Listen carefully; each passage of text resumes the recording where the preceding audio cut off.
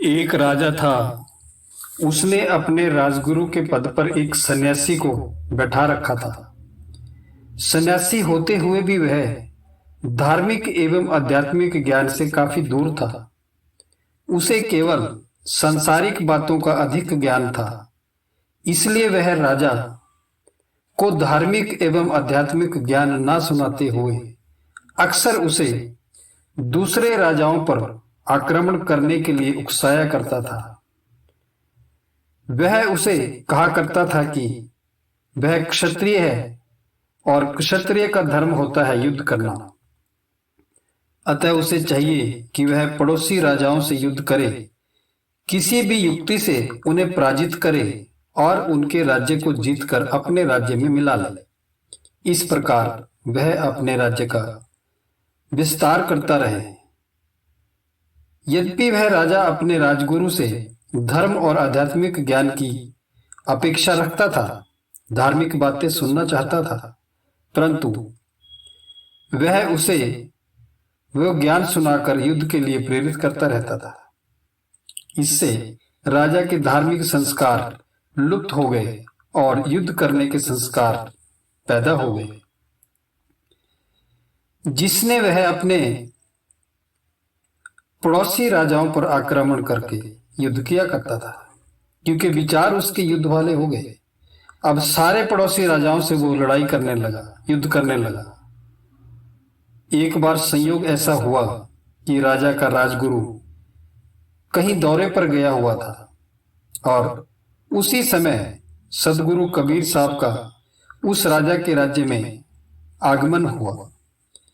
जब उन्होंने वहां के प्रजाजनों से यह जाना कि राजा प्रजा के हित के कार्यों पर ध्यान नहीं देता और अपने राजगुरु के बहकावे में आकर अक्सर दूसरे राजाओं से लड़ाइयां करता रहता है, उनकी यह बात सुनकर कबीर साहब उस राजा के पास पहुंचे।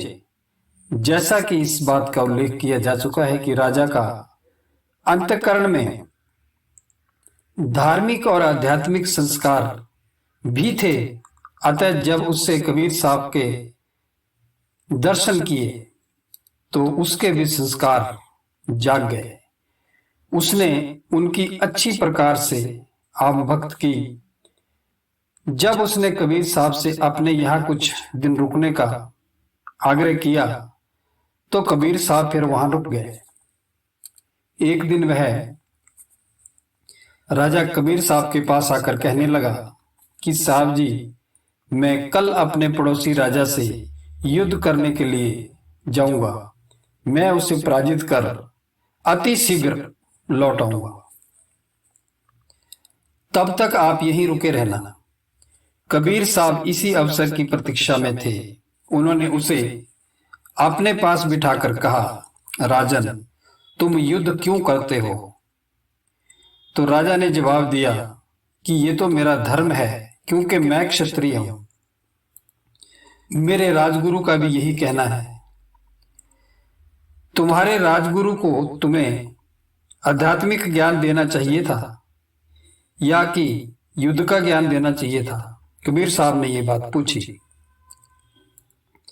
मैं उनसे अपेक्षा तो यही करता हूं, परंतु वे अक्सर युद्ध करने की बातें करते हैं। वे कहा करते हैं कि सच्चा क्षत्रिय वही है जो युद्ध करता रहे। राजा ने कहा, तुम्हारा राजगुरु गलत कहता है, उसे असली क्षत्रिय की पहचान नहीं है। कबीर साहब ने कहा, फिर असली क्षत्रिय कौन है? राजा ने पूछा।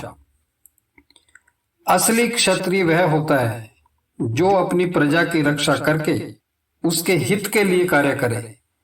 सच्चा क्षत्रिय वह होता है जो प्रजा को परेशान करने वाले, उसे दुख देने वाले ठग और चोरों से उनकी रक्षा करे।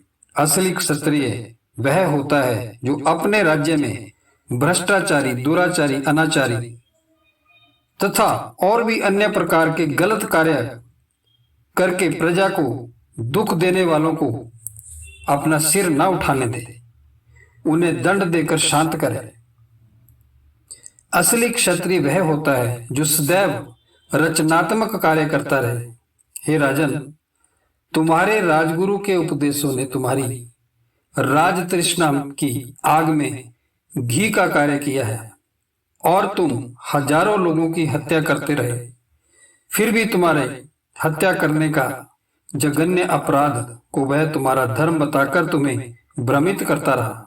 इसलिए तुम्हारा राजगुरु नकली गुरु तो है ही, साथ ही तुम भी नकली क्षत्रिय हो। कबीर साहब ने कहा। कबीर साहब के मुख से जब राजा ने अपने लिए नकली शब्द सुना तो वह मन ही मन तड़प उठा, परंतु कबीर साहब के प्रभावशाली व्यक्तित्व एवं उनके सद उपदेशों से वह विचार करने लगा, कबीर साहब पहुंचे हुए सिद्ध पुरुष है, जरूर उनके द्वारा मुझे नकली क्षत्रिय कहने में कोई रहस्य है। अतः उसने पूछा, साहब जी, मैं नकली क्षत्रिय कैसे है, और यदि आपकी दृष्टि में मैं नकली क्षत्रिय हूं तो असली क्षत्रिय कैसा होता है, इसके बारे में बतलाइए। राजा की बात सुनकर कबीर साहब ने उसे असली क्षत्रिय की परिभाषा बताते हुए कहा, राजन, असली क्षत्रिय वह होता है जो दूसरों पर नहीं बल्कि अपने कुटुंबियों से युद्ध करता है। कबीर साहब ने कहा, साहब जी, आपकी बातें बड़ी विचित्र है। घर के कुटुंबियों से युद्ध करने और उन्हें मारने वाला असली क्षत्रिय कैसे हो सकता है? राजा पूछता है। राजा, मेरी बात की गहराई में जाओ। तुम अभी तक अधकचरे गुरुओं से उथला धार्मिक और आध्यात्मिक ज्ञान सुनते रहो। मैं तुम्हें अपने परिवार वालों को मारने की बात नहीं कह रहा हूं। तुम्हारे भीतर तुमने एक अलग ही परिवार बसा रखा है, उस परिवार को नष्ट करने की बात कह रहा हूं। तुम्हें उनसे जूझने युद्ध करने की आवश्यकता है। मेरे भीतर का परिवार कौन सा है? अब राजा पूछता है, तुम्हारे भीतर का परिवार है तुम्हारी इच्छाएं, तुम्हारी वासनाएं, कामनाएं और विविध प्रकार की निरर्थक कल्पनाएं, और 5 विषय शब्द, स्पर्श, रूप, रस और गंध तुम्हारे भीतर का परिवार है। तुम्हारी इंद्रियां, तुम्हारे नेत्र, इंद्रिय सदैव सुंदर सुंदर रूप निहारना चाहती है। तुम्हारी आंखें ये सुंदर दृश्य का इंतजार करती है और उनमें उलझ जाती है और तुम्हें फंसा देती है। इसके लिए वह तुम्हें सदैव प्रेरित करती रहती है, जिससे तुम शांत नहीं हो पाते हो। तुम्हारी चाम इंद्रिय यानी स्पर्श सुख के लिए तड़पती रहती है, इससे तुम्हें जूझकर अपने बस में करना है। तुम्हारे कान राग रंग की प्रशंसा में शब्द सुनने को व्याकुल रहते हैं। इन्हें प्रतिकूल शब्द सुनना बिल्कुल पसंद नहीं होता। इनकी इस आदत पर तुम्हें काबू करना है। तुम्हारी जीवा इंद्रिय विविध प्रकार के पकवानों और व्यंजनों को खाने के लिए लोलुप बनी रहती है, इसे तुम्हें जीतना है। नाक सुगंधित द्रव्यों को सूंघकर मस्त बने रहना चाहता है। तुम्हें इसकी इस मस्ती को समाप्त करना है। इन्हीं 5 विषयों के भीतरी परिवार से जूझकर तुम्हें इन्हें नष्ट करना है। यदि तुम यह सब करते हो तभी तुम अपने आप को असली क्षत्रिय समझ सकते हो, अन्यथा दूसरों पर आक्रमण करते रहने से तुम नकली क्षत्रिय ही बने रहोगे। कबीर साहब की गूढ़ गंभीर वाणी सुनकर राजा के सुप्त आध्यात्मिक संस्कार जाग उठे। वह कहने लगा, साहब जी, मैं असली क्षत्रिय ही बनना चाहता हूं। इतना कार्य करने पर भी तुम पूरी तरह से असली क्षत्रिय नहीं बन सकते हो। इसके लिए तुम्हें भी कार्य करने होंगे। तुम्हें अपने मनोविकारों को दूर करना होगा। तुम्हें अपने दुर्गुण दोषों को समाप्त करना होगा। काम, क्रोध, राग, देश, लोभ, मोह आदि मनोविकारों को जीतना होगा। इन्हीं की तरह चोरी, हिंसा, व्यभिचार, गाली, निंदा, झूठ, क्रोध, ईर्ष्या, मान और छल आदि जितने भी दुर्गुण दोष है, इन्हें समाप्त करके ही तुम्हें क्षत्रिय रूप को प्राप्त हो सकते हो। और इन दोषों को समाप्त करके इनके स्थान पर सत्यशील, दया, धीरज, विचार इत्यादि सद्गुणों को धारण करना होगा। ऐसा करने पर ही तुम असली क्षत्रिय बन सकोगे। हे राजन, इतना करने के पश्चात भी तुम्हें एक कार्य और करना है, और वह कार्य है अपनी निज सत्ता की पहचान करके उसी में अपनी स्थिति बना लेना। ऐसा करना ही असली क्षत्रिय बनना है।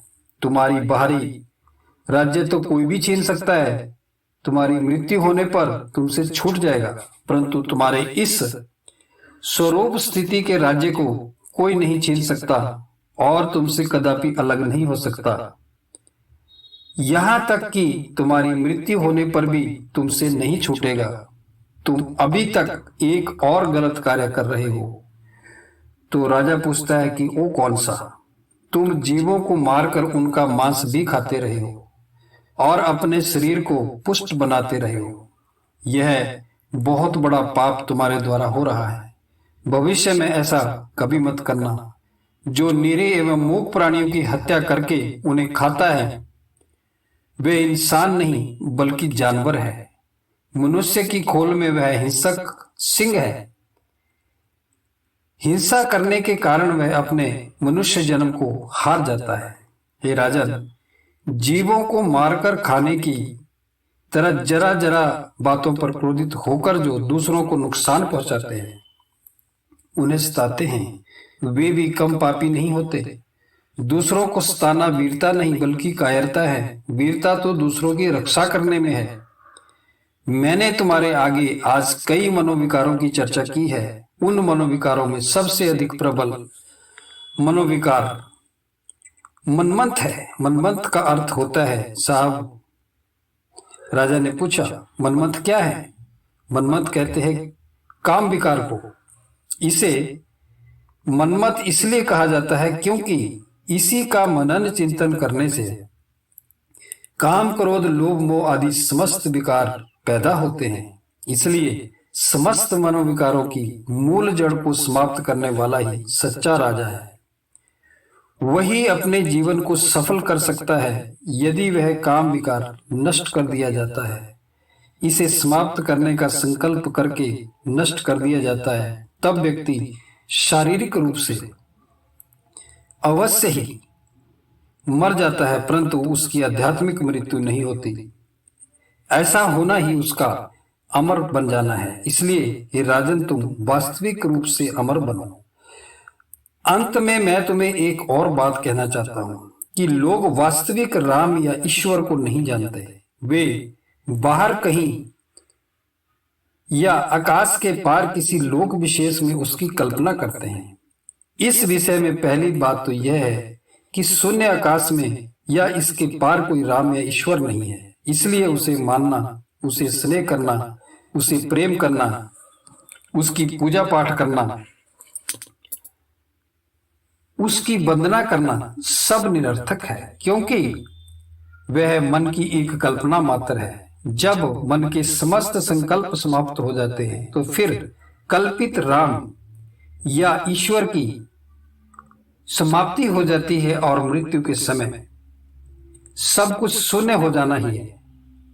जिस प्रकार तुम्हारी मृत्यु होने पर तुम्हारे ये राजपाट, माल खजाने, रानियां, राजकुमार तथा समस्त ऐश्वर्य शून्य हो जाएंगे, उसी प्रकार राम या ईश्वर भी खो जाएंगे।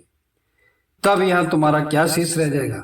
तुम्हारे साथ इसमें से कुछ भी नहीं चलेगा। इसलिए ना तो किसी कल्पित राम से स्नेह करो और ना ही संसार के किसी प्राणी पदार्थ से मोह करो।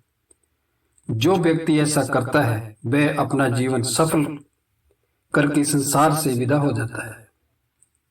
कबीर साहब के इस अमृत वचन से राजा के दिल को बहुत तसल्ली मिली, शांति मिली, उसके दिल को हिला दिया।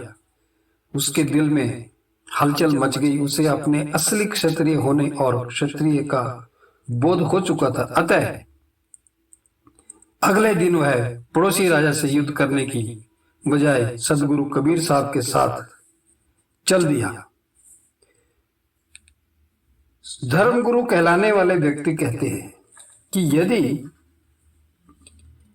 क्षत्रिय लोग युद्ध करके लोगों को मारते दूसरों के राज्य को अपने अधिकार में कर लेते हैं तो उनके राजपाट में बहुत वृद्धि हो जाती है। यदि वे युद्ध में नहीं जीत पाते हैं और मारे जाते हैं तो वे धर्मगुरु फिर यह कहते हैं कि मरने के बाद उन्हें स्वर्ग का सुख मिलता है। धर्मगुरु लोगों को तथा अन्य शिष्यों को जैसा उपदेश करते हैं वे भी उसे सच्चा समझकर अपने मन में दृढ़ कर लेते हैं कि परंतु मैं कहता हूं कि सच्चा क्षत्रिय वह है जो अपने मन और इंद्रियों से युद्ध करके उन्हें अपने वश में करता है। वह शब्द स्पर्श रूप रस और गंध के लिए सदैव लालयित रहने वाले कान चाम नेत्र जीव और नाम की अशक्ति को मिटा देता है और अपनी निज सत्ता को में वो जाग जाता है। जो जीव हिंसा करके अर्थात जीवित प्राणियों को मारकर उन्हें खाता है ऐसा मनुष्य तो मानो जानबूझकर अपने मनुष्य जन्म को नष्ट कर रहा है। ऐसे व्यक्ति बड़े ही निर्दयी होते हैं। वे तनिक तनिक बातों से इतने अधिक उत्तेजित हो जाते हैं कि दूसरों की जान लेने में कोई कसर नहीं छोड़ते, कोई आगा पीछा नहीं सोचते। राजा लोग तो ऐसे ही अधिक उन्मादग्रस्त होते हैं। वे हमेशा अपने विरोधी राजाओं पर निशाना साधे हुए रहते हैं। कितने भी मनोविकार हो यदि वे समाप्त हो जाए तो मनुष्य निर्वाण दशा को प्राप्त कर लेता है, जिससे फिर उसकी मृत्यु कभी नहीं होती।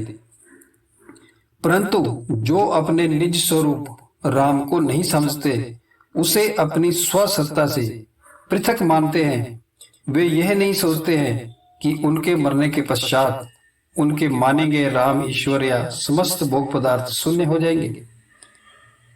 ऐसे लोग अपने आपकी महानता को विस्तृत करके मृत्यु को प्राप्त हो जाते हैं।